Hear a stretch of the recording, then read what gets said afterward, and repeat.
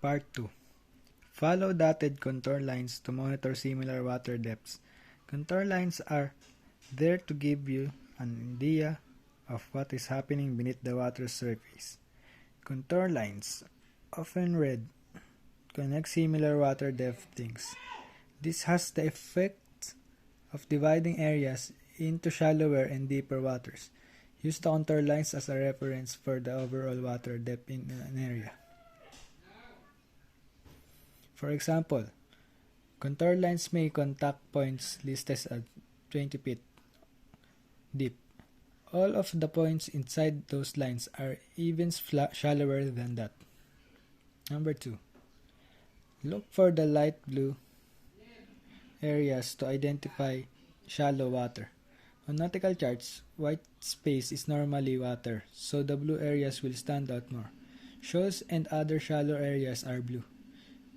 These spots tend to be no more than 18 feet deep, although this varies from chart to chart. Shallow areas are often marked off by contour lines. The exact depth of shallow areas depends on the chart. Some charts color in areas under 3 fathoms, while other marks spot less than 1 fathom deep. Number 3. Find yellow or tan areas to identify land and sandbars. Dry land will usually be inside a contour line, but not always. Pay particular attention to any tan spots in the middle of water channels. Sometimes these spots are submerged and can damage your boat, especially in shallow waters. Land is always a tight color to distinguish it from water and other navigational aids. Part 3 of 3. Use a compass rose to identify the direction you are traveling.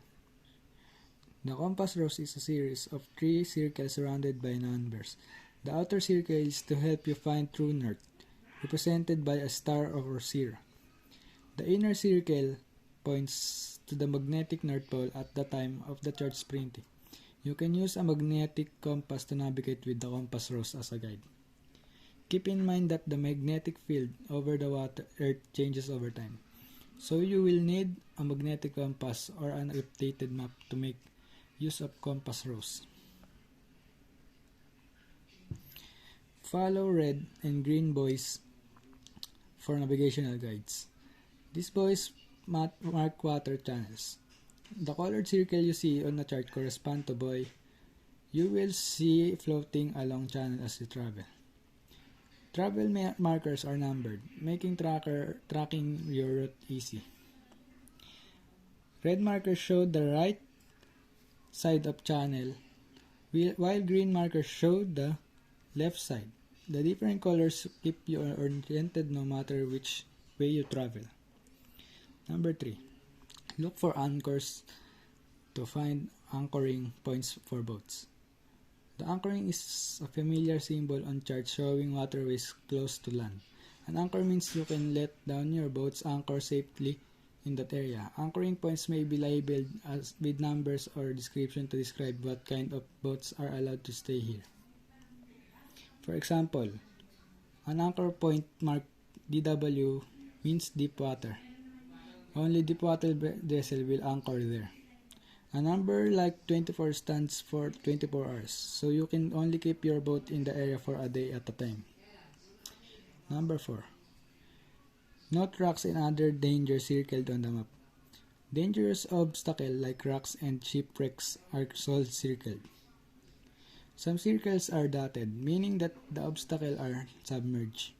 If the lines are solid, the obstacles are at least partially above the water. Many modern charts now mark these spots in purple. Obstacles are generally represented by circles with symbols like asterisks and plus signs. There are many different symbols and they often vary between charts.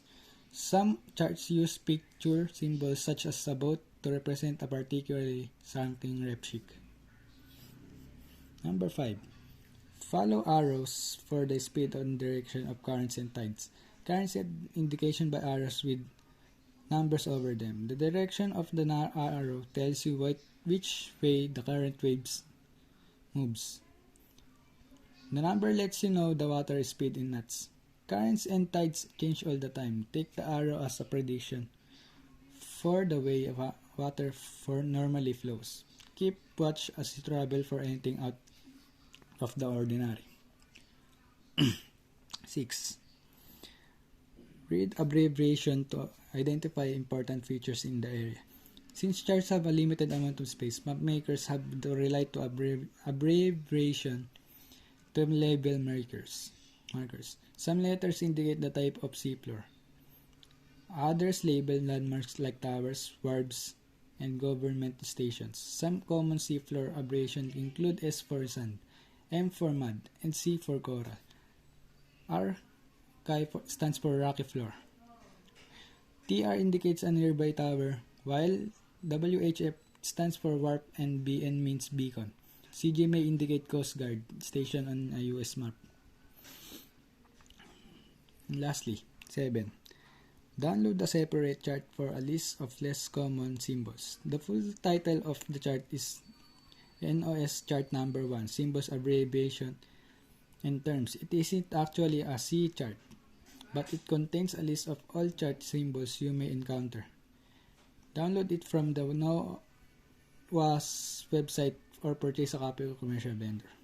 The chart covers all US charts. Download a copy at charts made in other countries may have different symbols. Check with your government's maritime office as a reference.